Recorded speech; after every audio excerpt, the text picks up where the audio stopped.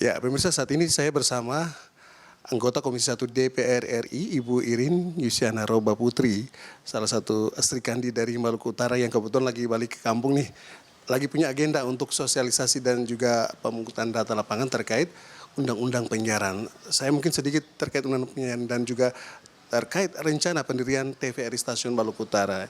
Ibu Irin, Ya. selamat datang juga nih ke Kota Ternate. Saya harusnya bilang selamat datang ke Kota Ternate. Nah, Ibu Irin, ini agenda dari Komisi 1 DPR RI sendiri nanti selama di Ternate ini nanti lebih spesifik kemana nih? Jadi memang agenda saya dan dengan teman-teman Komisi 1 DPR RI ke Ternate, Maluku Utara, itu agenda utamanya adalah menyerap aspirasi terkait dengan rencana revisi Undang-Undang Penyiaran yang sudah 20 tahun nih. Ya. Jadi masih udah 20 tahun tapi masih juga perlu revisi ya? Iya pastinya karena sudah 20 tahun sehingga kita melihat bahwa secara konteks mungkin sudah banyak yang berubah dan bagaimana aturan kita terkait penyiaran pastinya juga harus diperbaharui sehingga kita memiliki payung undang-undang yang sangat kuat dan sangat baik dalam dunia siaran kita. Ya.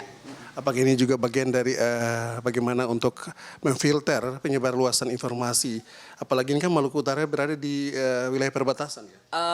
Kalau terkait memfilter itu lain soal ya, tetapi yang pada prinsipnya adalah bagaimana sesungguhnya negara memiliki tanggung jawab yang besar di dalam penggunaan frekuensi publik. Karena bagaimanapun juga frekuensi publik ini adalah harusnya sebesar-besarnya dimanfaatkan untuk kepentingan negara. Sehingga kalau mamanya bagaimana pengaturan golden frekuensi dan lain sebagainya, tentu kita harus memfokuskan itu kepada edukasi contohnya atau mungkin kepada bencana gitu. Jadi bagaimana kita mengatur frekuensi yang notabene adalah punya rakyat gitu ya. Karena di dalam undang-undang sebenarnya publik itu kan tidak terdefinisi. Tetapi bagaimana hal ini dirasakan dan dimanfaatkan sepenuhnya untuk kepentingan rakyat, itu saja. Ini kalau bicara soal bagaimana mengatur frekuensi publik ya, ini publik juga pengen tahu yang membedakan lembaga penyiaran publik dan juga lembaga penyiaran swasta. Nah, apakah memang harus ada pembeda sehingga ketika penyebar luasan informasi ke masyarakat itu mereka jadi lebih accept begitu ya? Ya.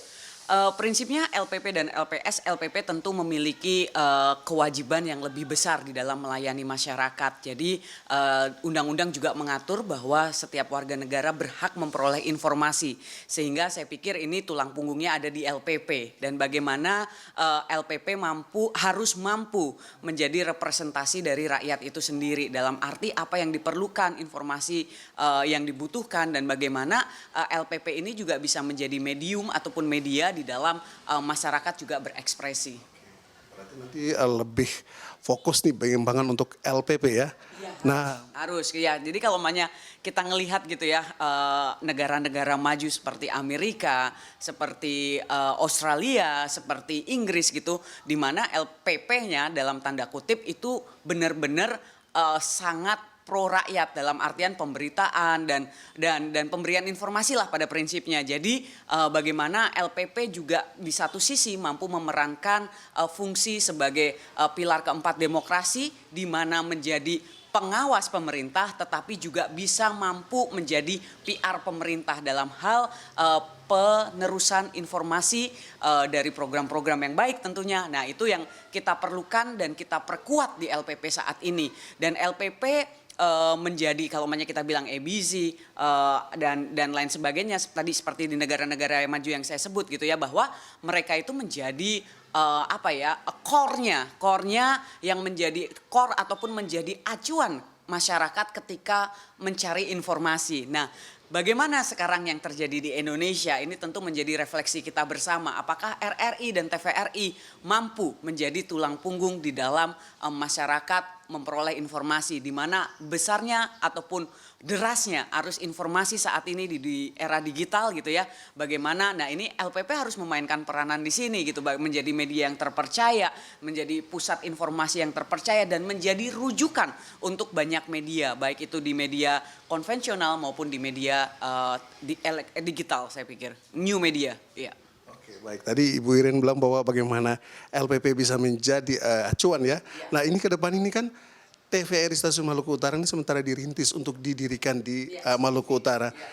Bentuk support dari Ibu selaku perwakilan dari Maluku Utara dan juga sebagai anggota DPR. Ini gimana nih?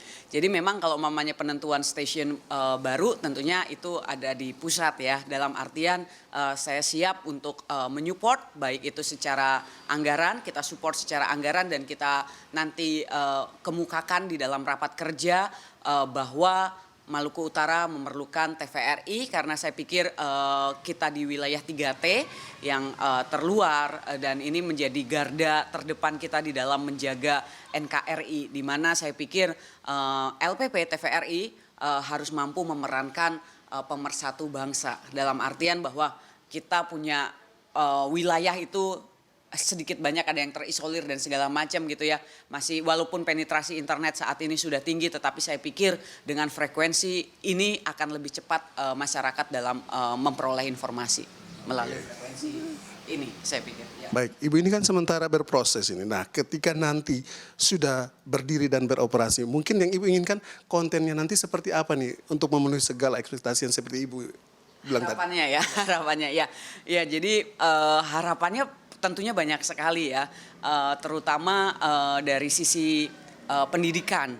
Saya pikir saya ingat sekali ketika saya masih kecil gitu ya, ataupun ketika saya bersekolah di Australia, bagaimana saya mempergunakan radio, BBC ataupun televisi di sana gitu sebagai rujukan saya di dalam mengasah ataupun membekali diri saya dengan segala pengetahuan. Nah, ketika pandemi kemarin gitu di Jawa di segala macam itu putus sistem pembelajaran tatap muka dan saya masih ingat betul karena waktu itu saya masih ada di Komisi 10 pandemi awal-awal itu kita mencari cara alternatif di dalam memberikan pengajaran dan kita bilang waktu itu nggak bisa semua wilayah di treat dengan cara yang sama dengan internet dengan melalui sistem daring gitu. Tapi beberapa daerah yang terisolasi yang tidak memiliki internet caranya seperti apa. Sehingga waktu itu pun TVRI Pusat LPP waktu itu bekerja sama dengan Kemendikbud untuk memberikan konten-konten pendidikan.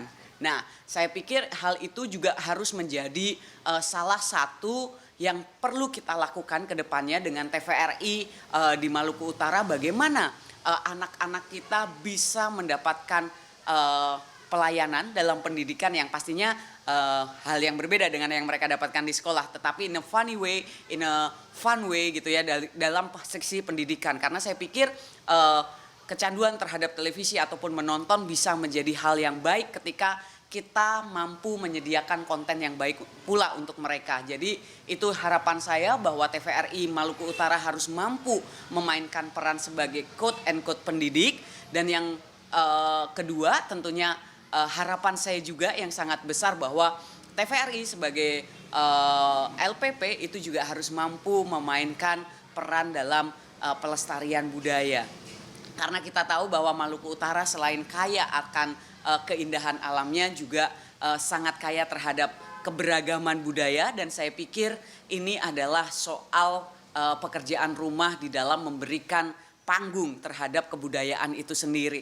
Jadi kebudayaan punah karena tidak banyak yang melakukannya, kebudayaan punah tidak banyak lagi yang menikmatinya, kebudayaan punah itu karena tidak banyak lagi yang menjadikan itu sebagai sarana silaturahmi mungkin ataupun ya hal-hal yang sifatnya ritual itu tidak dilakukan dan saya pikir TVRI selama ini menjadi yang paling depan di dalam merangkum ataupun merekam peristiwa-peristiwa budaya yang ada di tanah air dan harapan saya TVRI juga mampu menjadi media yang sangat apik di dalam merekam kebudayaan yang masih tumbuh asri di Kepulauan Maluku Utara ini dan itu mungkin kedepannya tentu saya yakin sekali ketika TVRI mampu mengcapture ataupun memvisualisasikan hal-hal tersebut impact ataupun follow through dari hal tersebut sangat banyak bisa masuk ke TVRI nasional menjadi alat promosi bagi Provinsi Maluku Utara ya kan sehingga banyak sekali